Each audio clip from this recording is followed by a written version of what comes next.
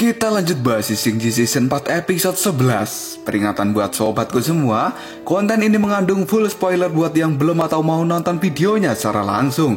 Bang Sob saranin kalian nonton dulu video aslinya. Jika ada yang kurang dimengerti barulah kalian nonton di konten ini. Oke lah, nggak usah cacat banyak baca, kita langsung masuk aja ke pembahasan. Pada episode sebelumnya, kakek naga Gulong marah dan akan menghancurkan tim Biksu Tong. Namun Biksu dan para muridnya pun berhasil melawan dan memberikan pukulan keras pada sang kakek naga. Namun hal itu malah membuat kakek naga semakin murka dan mengeluarkan serangan naga es yang membuat lengan kiri Aosue menjadi patah. Di istana surga, Sun Wukong menanyakan pada Sitian tentang kematian Putri Suyi. Sitian pun berkata bahwa dialah yang telah membunuh putrinya itu dan kemudian meminum darahnya. Sun Wukong pun marah dan akan menghajar Sitian.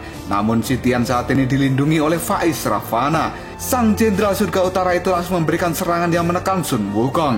Namun sang Raja Kera berhasil melawan balik dan membuat Faiz Ravana terkena pukulan yang keras. Sun Wukong sudah sangat marah dengan Kaisar Sitian. Namun dia tidak bisa mengurus Raja Surgawi itu untuk saat ini karena Faiz Ravana masih belum mengakui kekalahan dan dia kembali untuk melawan Sun Wukong. Faiz Ravana pun menunjukkan kekuatan aslinya. Dia dengan cepat mengeluarkan segel pemecah iblis yang menciptakan sebuah dimensi tertentu yang membuat Sun Wukong terkurung di dalamnya. Berbagai serangan dari Sun Wukong pun terasa lemah di dalam dimensi itu. Bahkan Sun Wukong tidak mampu memecahkan segel yang dibuat oleh Faiz Ravana. Dan saat ini, sang Jenderal Surga Utara itu memiliki kecepatan yang luar biasa di dalam dimensinya sendiri. Sampai pada akhirnya Sun Wukong harus terpental karena menerima serangan full power dari Faiz Ravana.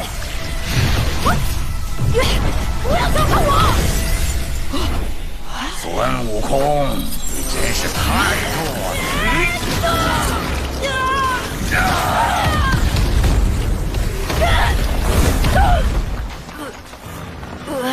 Istana surga kali ini sudah benar-benar hancur akibat perang melawan Dewa Kegelapan. Bahkan posisi Dewa Cahaya juga terlihat sangat tertekan. Sun Wukong kembali bangkit dan melihat pertempuran, di mana saat ini Jenderal Surga Barat yang lengannya telah patah masih berusaha untuk mengalahkan Bintang Bumi. Dan di sisi lain, Jenderal Surga Timur merasa kewalahan melawan Zhu Gui, mantan muridnya sendiri. Para prajurit surga juga sudah tidak mampu mengalahkan para Dewa Kegelapan itu. Sun Wukong merasa bahwa pertempuran ini benar-benar bencana untuk Dewa Cahaya. Bahkan saat ini Faiz Ravana kembali dan melanjutkan pertarungannya dengan Sun Wukong. Dia menggunakan pergerakan yang sangat cepat yang mampu membuat Sun Wukong tidak berkutik. Dan pada akhirnya, adu tinjuan dengan tongkat Ruyi pun terjadi. Hal ini membuat Sun Wukong tidak mampu menahan tinjuan dari Faiz Ravana yang membuat tongkat Ruyinya terlempar. Saat sang Jenderal Surga Utara itu mencekik Sun Wukong dan akan membunuhnya, tiba-tiba saja sebuah keajaiban datang. Karena saat ini, banyak panah emas turun dari langit yang langsung mengenai tubuh Faiz Ravana serta para Dewa Kegelapan yang lainnya.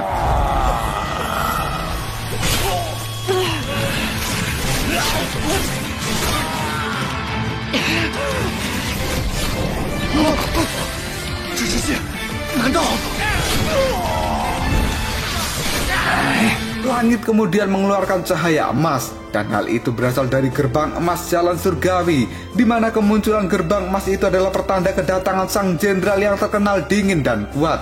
Siapa lagi jika bukan Jenderal San Yan, si Dewa Mata Tiga. Dia telah kembali dari penjara Pulau Terbang. Dewa San Yan pun muncul bersama dengan para dewa lainnya sengaja dibuang oleh Sitian. Kedatangan Dewa San Yan ini menumbuhkan kembali semangat bertarung dari prajurit Istana Surga. Sun Wukong pun juga terlihat senang karena mendapatkan bantuan saat keadaan sudah tertekan. Dan Dewa San Yan pun kali ini akan menghancurkan para Dewa Kegelapan yang berani menginjakkan kakinya di Istana Surga ini.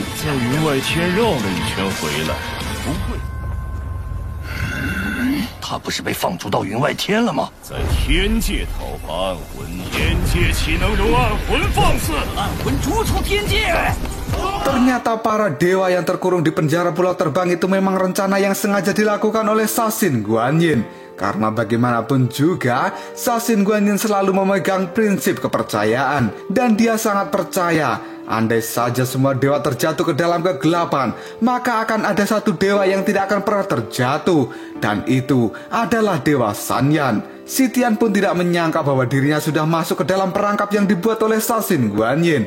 Namun si Tian merasa meskipun mereka mendapatkan bantuan, hal ini tidak akan berguna karena dia merasa Dewa Kegelapan mampu mengalahkan Dewa Cahaya untuk saat ini, yang pada akhirnya pertempuran pun berlanjut.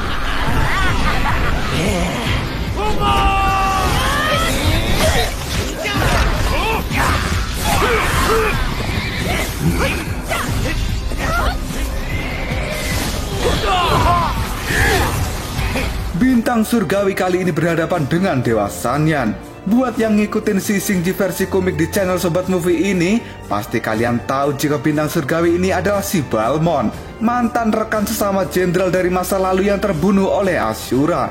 Kemudian dia bangkit karena mendapatkan kekuatan dari Raja Kegelapan Yuan Shi Tianzun. Bintang Surgawi pun pada saat ini mengeluarkan kekuatan penuhnya untuk melawan Dewa Sanyan. Hal ini membuat si Dewa Mata Tiga itu terpental, namun dia masih bisa melemparkan tombaknya dan menusuk perut Bintang Surgawi. Bintang Surgawi pun mengatakan bahwa dia berbeda dari masa lalu karena saat ini dia jauh lebih kuat. Bintang Surgawi pun menarik tombak itu dari tubuhnya sambil mengatakan bahwa dulu ada 12 jenderal di Istana Surga ini, namun 11 lainnya telah mati saat pertempuran Ashura. Dan seketika, luka di perut Bintang Surgawi pun langsung sembuh. Dia kemudian mengeluarkan aura yang mengerikan yang membuat Dewa Sanyan sadar siapa sebenarnya Bintang Surgawi itu. 有谁一个死于沙场？只有你是特别的。但现在不同了，我也可以成为唯一的接神将。 Cerita kemudian flashback. Bintang Surgawi dulu adalah salah satu dari 12 jenderal dewa dan dia bernama Yuanzong. Saat peperangan melawan Ashura, 10 jenderal lain telah mati dan Yuanzong pun sekarat, serta hanya menyisakan Dewa Sanyan sendirian. Dan kali ini Yuanzong tidak terima karena zaman dahulu dia hanya bisa bersembunyi di belakang Dewa Sanyan dan itu merupakan hal yang sangat memalukan. Yuanzong pun mengamuk dan dia akan membalas rasa malunya itu dengan menghajar Sanyan habis-habisan.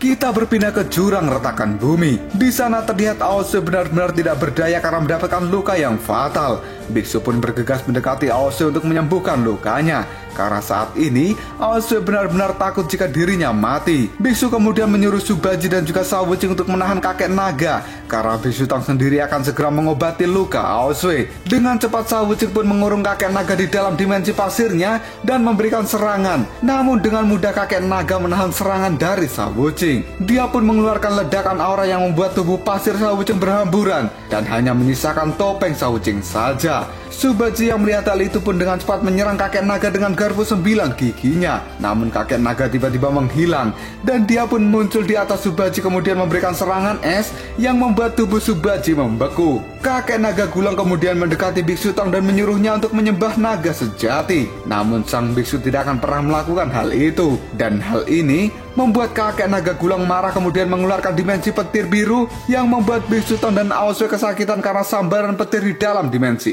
itu. 到齐了，唐三藏敬拜不是凡人的天手，错对象了，不两立。 Kakek naga pun kali ini akan membunuh Aosue dengan lemparan bola petir. Namun dengan cepat Biksu Tang melompat dan melindungi Aosue dengan tubuhnya. Biksu kemudian berkata di dalam hati, jika kekuatan mantra atau miliknya bisa melawan roh jahat dan juga jiwa kegelapan. Namun di hadapan kakek naga gulang itu, mantra atau milik Biksu Tang tidak berfungsi sama sekali. Kakek naga pun mengatakan jika dirinya adalah naga yang berdiri di puncak dunia. Manusia, Ashura, dan juga dewa sekalipun tidak akan bisa mengalahkannya. Bajia mendengar kesombongan dari kakek naga pun memecahkan es yang mengurung tubuhnya dan akan bertarung hingga titik darah penghabisan. Bahkan Shao Wuqing juga mengumpulkan tubuh pasirnya dan dia bergabung dengan Biksu Tang saat ini. Mereka pun bergegas untuk melanjutkan pertarungan dengan kakek naga gulang. Sang kakek dengan cepat kembali mengeluarkan bola petir di tangannya dan meratakan apapun yang dia lewati. Hal ini membuat Subaji, Shao Wuqing, dan juga Biksu Tang terpental akibat serangan itu.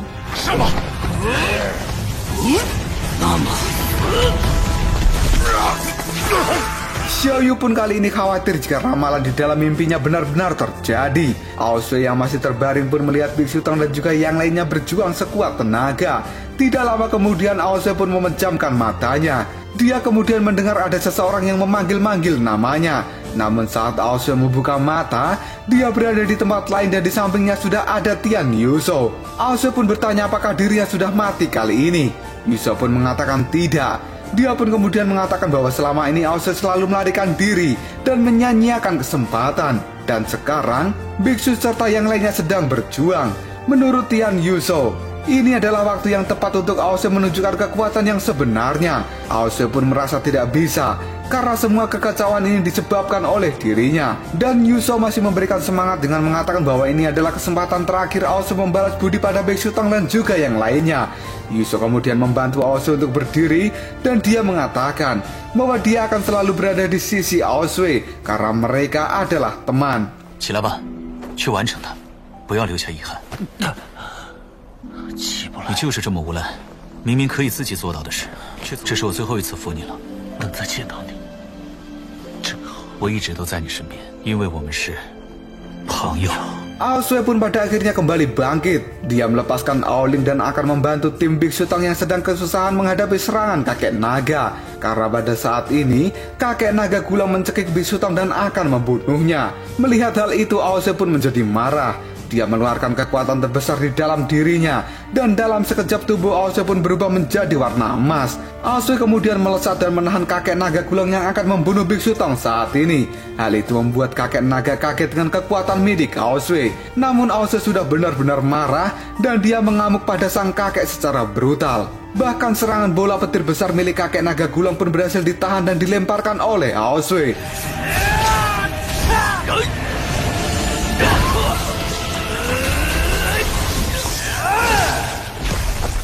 Cerita pun selesai dan sampai jumpa di next video. Kopral Shop.